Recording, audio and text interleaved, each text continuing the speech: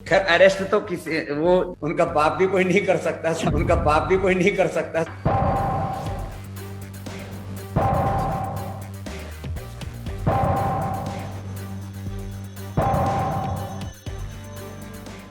एक तरफ देश के डॉक्टर कोरोना महामारी से जनता की जान बचा रहे हैं, दूसरी तरफ योग गुरु रामदेव जैसे व्यापारी डॉक्टरों की शिक्षा, उनके पेशे और एलोपैथी पर सवाल उठा रहे हैं। कभी कुछ चलाते हैं, कभी कुछ चलाते हैं, कभी ठग रामदेव, कभी महाठग रामदेव, कभी जो है कभी गिरफ्तार रामदेव।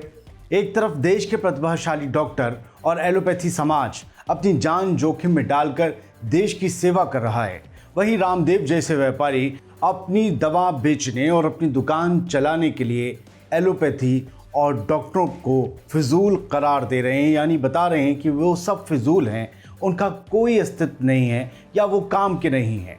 क्यों नहीं भारत सरकार बाबा रामदेव को ही देश का स्वास्थ्य मंत्री बना देती है, ताकि वो बता सकें कि देश कोरोना वायरस से किस दवा के सहारे लड़े और किस एहतियात के सहारे कोरोना वायरस को मात दे, कैसे देश की जनता उनकी दवा के सहारे अपना बचाव कर सके। क्यों नहीं पतंजलि योगपीठ में ही तमाम कोरोना मरीजों को भर्ती करवा दिया जाता है, ताकि उन्हें बेहतर इलाज मिल सके, ताकि किसी की जान ना जा सके, सबकी जान बचाई जा सके। क्यों ना कोविशील्ड और कोरोना वैक्सीन जैसी या कोवैक्सीन जैसी दवाओं को कूड़े में डालकर बाबा रामदेव के प्रोडक्ट कोरोनिल को ही प्रोत्साहन देते हुए उसका प्रोडक्शन बढ़ा दिया जाए। आखिर क्यों प्रधानमंत्री नरेंद्र मोदी जैसी शख्सियत कोवैक्सीन या कोविशील्ड जैसी दवा की वैक्सीन की डोज ले रहे हैं? क्यों नहीं वो कोरोनिल लेते? अगर बाबा रामदेव या लाला रामदेव सही हैं तो फिर ये सब ढकोसला क्यों?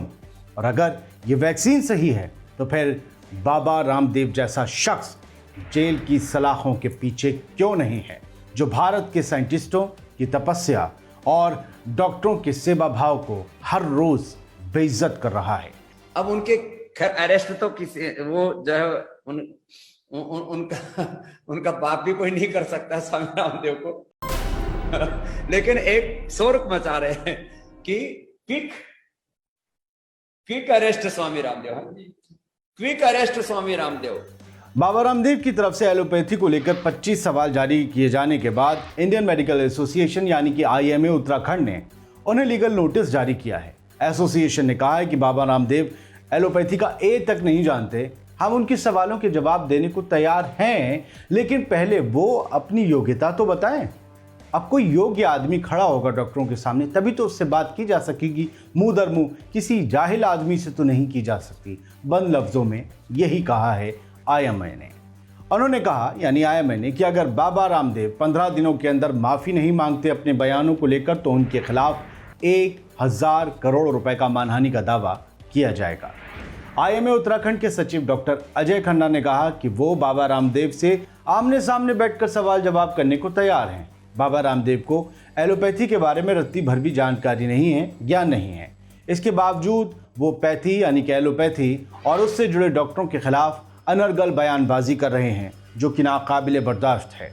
बाबा रामदेव हमेशा से बीमारियों और उनके इलाज को लेकर अवैज्ञानिक दावे करते रहे हैं। वो कैंसर का इलाज करने का दावा करते हैं। अगर ऐसा है तो उन्हें इस खोज के लिए नोबेल पुरस्कार दिया जाना चाहिए। लेकिन जैसा कि दोस्तों हम सब जानते हैं कि देश बाबाओं, गाय, गौमूत्र इन सब में विश्वास रखने वालों से घिर चुका है। विज्ञान और आस्था और बाबागिरी इन सब में अलग अलग फ़र्क है और इन सबको अलग अलग ही नज़रिए से देखा जाना चाहिए। आज धर्म नहीं, विज्ञान लोगों की जान बचा रहा है। ये बात हर किसी को ध्यान में रखना चाहिए। डॉक्टर खन्ना ने कहा कि रामदेव अपनी दवाएं बेचने के लिए लगातार झूठ फैला रहे हैं। बाबा ने कहा कि उन्होंने हमारे अस्पतालों में अपनी दवाओं का ट्रायल किया है। हमने उनसे पूछा कि उन अस्पतालों के नाम बताएं, लेकिन वो नहीं बता पाए क्योंकि उन्हें ट्रायल किया ही नहीं। कोरोना के इलाज में जुटे डॉक्टरों के खिलाफ इस तरह की टिप्पणी से लोगों में बाबा के प्रति गुस्सा है।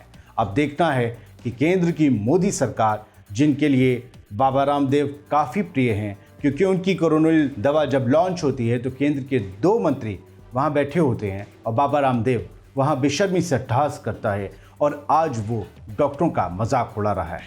आप सोचिए कि आखिरकार मोदी सरकार क्या ऐसे बाबा के खिलाफ कार्रवाई कर पाएगी जिसके ऊपर उनकी नज़र बहुत ज़्यादा इनायत वाली है।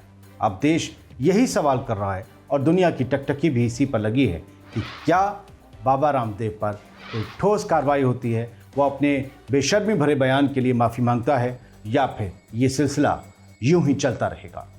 जय हिंद।